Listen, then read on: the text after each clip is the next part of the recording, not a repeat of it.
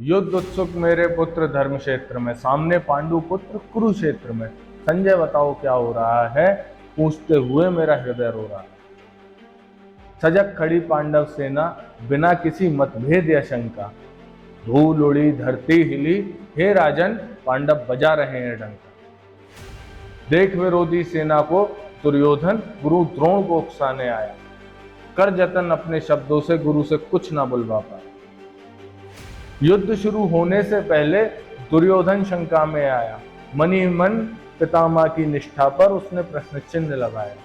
रण की भेरी बज रही, पितामह ने शंख उठाया। तब जाकर दुर्योधन का उत्साह कहीं लौट कर आया।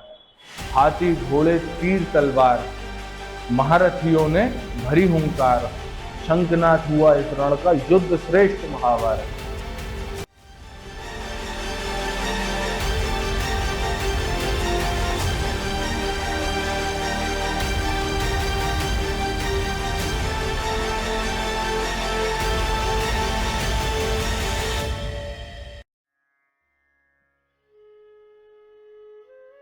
आपका स्वागत है क्यूबिकल योगी में। आज हम श्रीमद् भागवत गीता शुरू करने जा रहे हैं। आशा करता हूँ कि जब हम आगे बढ़ेंगे तो और लोग जुड़ते जाएंगे, पर अभी के लिए हम और आप मिलकर भागवत गीता की शुरुआत करें। ये पहला एपिसोड है, इसमें 1 से लेके 20 श्लोक पहले अध्याय के हम करेंगे। इन 1 से लेकर 20 तक को अगर मैं आपको एक शब्द में बताऊं तो ये युद्ध की स्थिति, युद्ध भूमि की स्थिति के बारे में। यहाँ संजय, जिनको वेद व्यास जी ने दिव्य दृष्टि दी है ताकि वो धृतराष्ट्र को सारा हालचाल बता सकें, युद्ध भूमि का समाचार दे सकें, संजय एक एक चीज बता रहे हैं। पहला श्लोक है जिसमें धृतराष्ट्र संजय से पूछते हैं कि मेरे और पांडु के पुत्र जो कि युद्ध उत्सुक हैं, युद्ध की कामना करने वाले हैं, युद्ध चाहते हैं, वो इस समय रणभूमि में क्या कर रहे हैं। शुरुआत करते हैं। युद्ध उत्सुक मेरे पुत्रों ने क्या किया। संजय बताते हैं कि वज्रव्यूह में पांडव सेना खड़ी हुई और पांडव सेना जो कि कौरव सेना से काफी छोटी है, इतनी सजग लग रही है, बिना किसी मतभेद के सारे महारथी एक बगल एक खड़े हुए। ये वज्रव्यूह द्रुपद पुत्र धृष्टद्युम्न द्वारा रचित है। दुर्योधन इसको देखता है और दुर्योधन सीधा गुरु द्रोण को उकसाने जाता है।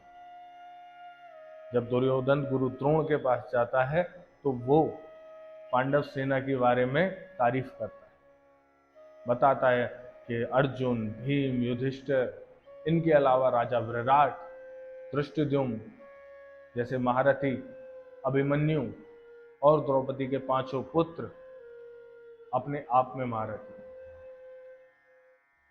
पर उसे ये भी पता है कि अगर मैं ज्यादा तारीफ करूंगा तो गुरु द्रोण कह देंगे अगर सामने वाली सेना इतनी ही महान है तो जाके उनसे संधि क्यों नहीं कर लेते। तो आने वाले 3 श्लोकों में फिर वो अपनी तारीफ करते हैं, अपनी सेना की तारीफ करते हैं। वो कहते हैं गुरु से कि आप पितामह भीष्म, जिनको इच्छा मृत्यु प्राप्त है, उनके होते हुए कोई भी सेना हमारा कुछ नहीं बिगाड़ सकती। अब आप यहां पर दुर्योधन की मानसिकता को समझिए। मैं आपको कुछ श्लोक आगे की बात बताने जा रहा हूं, पर बता देता हूं, अभी जरूरी है एक्सप्लेनेशन।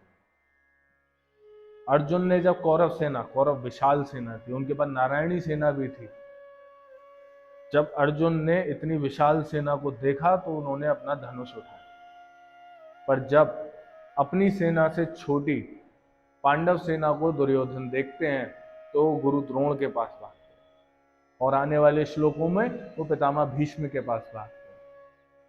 ये उनकी मानसिकता बताता है।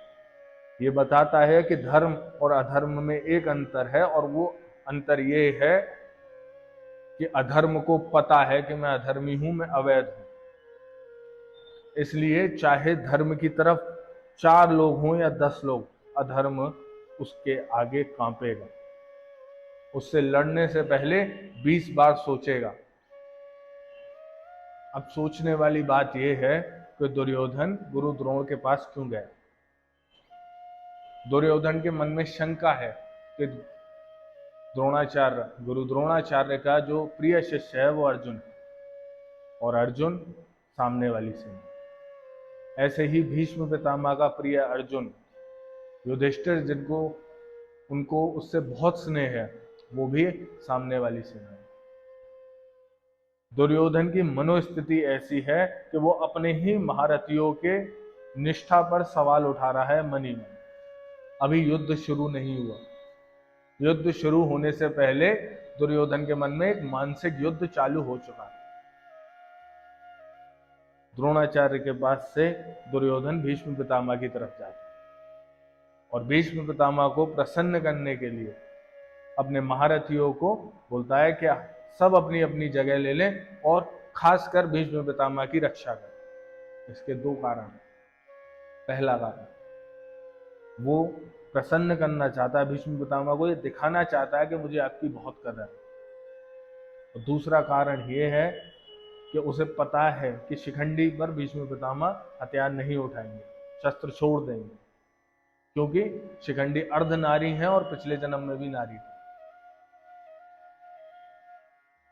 भीष्म पितामह को दिख रहा है कि युद्ध से पहले ही दुर्योधन का हर्ष और उत्साह कम होता जा रहा है।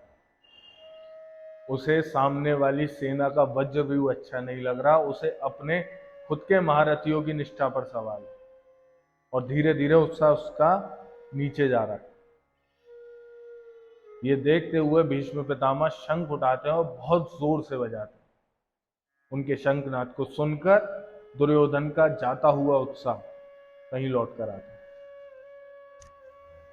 पितामह के शंख बजाने के बाद एक एक करके सारे महारथी कौरव सेना से शंख बजाते, शंख बजते हैं, नगाड़े बजने लगते हैं, ढोल बजने लगते हैं और अलग ही माहौल हो जाता है। अब संजय बताते हैं राजा को कि पांडवों ने क्या किया, पांडव क्या कर रहे हैं। भीष्म पितामह के शंख बजाते ही श्वेत अश्वों का रथ, उस पर भगवान श्री कृष्ण और अर्जुन जैसा महारथी, सबसे पहले श्री कृष्ण अपना शंख बजाते हैं, उसके बाद अर्जुन, और अर्जुन के बाद सारे महारथी एक एक करके अपना अपना शंख बजाते हैं। जब कौरवों ने शंख बजाया था तो पांडवों को कोई फर्क नहीं पड़ा था, पर जब पांडवों ने शंख बजाया तो वहां ऐसा माहौल उत्पन्न हुआ कि दुर्योधन के मन में शंखा के बीच बो दिए गए युद्ध होने से पहले। दुर्योधन केवल शंखनाद पर डर गया। ऐसा क्यों हुआ?